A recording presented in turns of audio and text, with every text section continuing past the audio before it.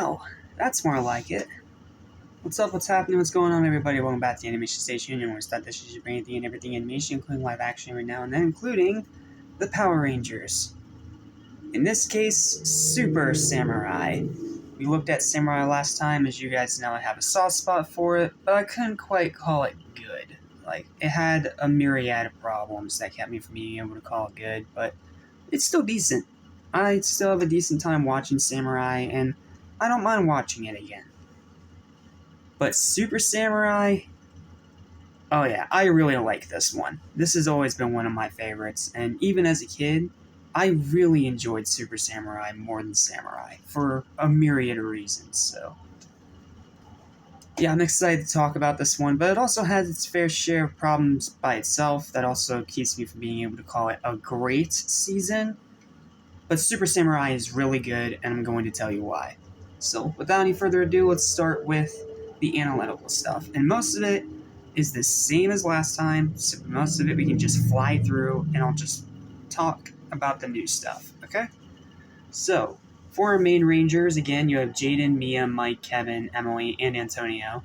But then you also have a second, and for the first time ever, good this time, not counting A Squad from SPD, the first ever good female Red Ranger, Lauren, Jaden's brother, played by Kimberly Crossman.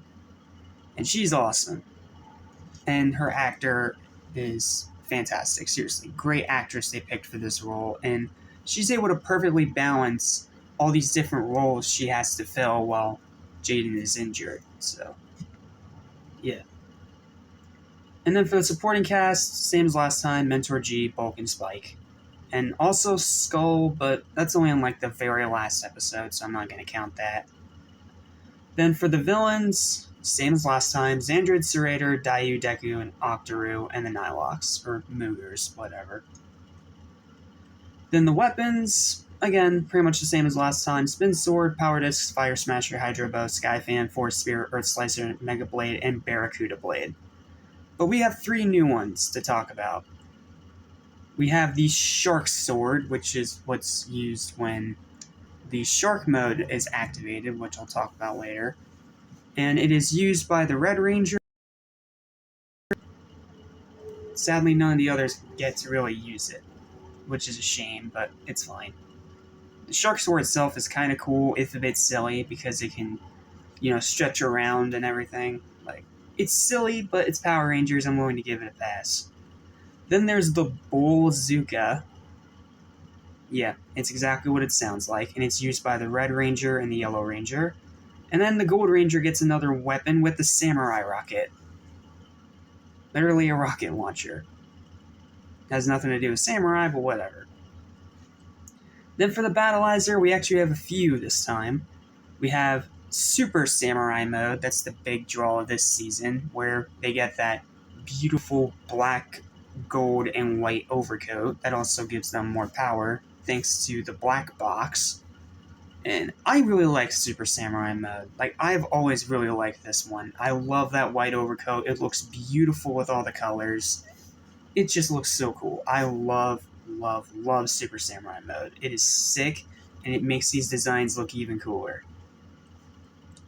Then, of course, returning from last season, there's Shogun mode, but this time, instead of being exclusive to the Red Ranger, in this season, the Blue and Pink Ranger also get to use it. So, brownie points there for also giving it a bit of variety. And then we have Shark Attack mode, which is pretty much the same as the Super Samurai coat, but it's red instead of white. And of course you have the Shark Sword and the hints of blue, which is used by Red and Green. And it's a really cool one, but I feel like red on red doesn't quite work. So, I think it looks better on the Green Ranger. Then for the vehicles, it's just War Horses again. Then the Zords, pretty much the same as last time. Foaling Zords, Lion, Dragon, Turtle, Bear, and Ape. Others, Beetle, Swordfish, Tiger, and Octo. And then we have three new ones. We have the Bull Zord for the Red Ranger, the Shark Zord for the Red Ranger, and the Light Zord for the Gold Ranger. Then the Megazords, again, pretty much the same as last time. Samurai, Samurai Battle Wing, and Claw Battle North. But then we have 3 new ones. We have the Claw Armor, which is when the Samurai Megazord combines with the Claw Zord, which means we get all 6 Rangers in one cockpit, which is really cool to see. Then we have the Samurai Gigazord. That's a big combination bot. And then combined with all of that, plus the Shark Zord, is the Samurai Shark Gigazord. It's massive, it's goofy, and yet somehow looks extremely awesome. Nothing more to say there.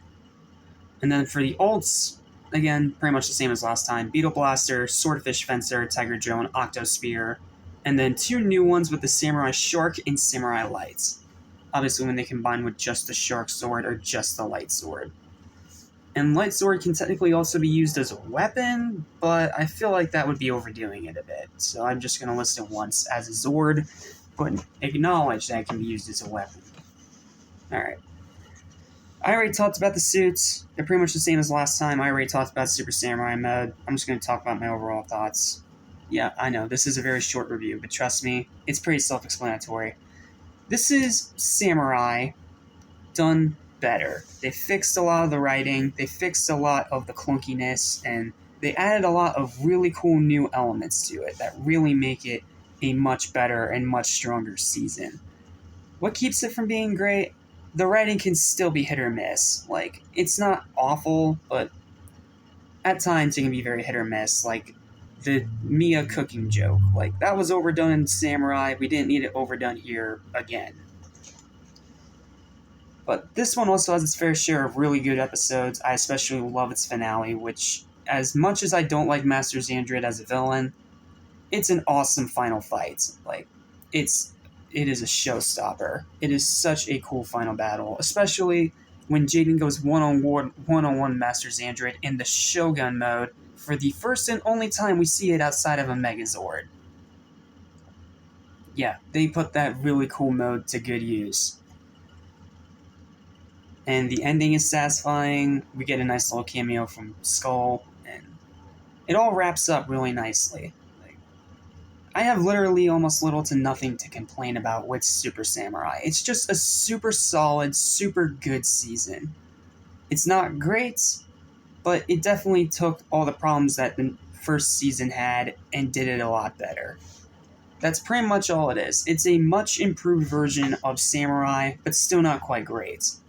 And I already talked about Clash of the Red Rangers. That I'm not counting that here. This is just the season and just the episodes.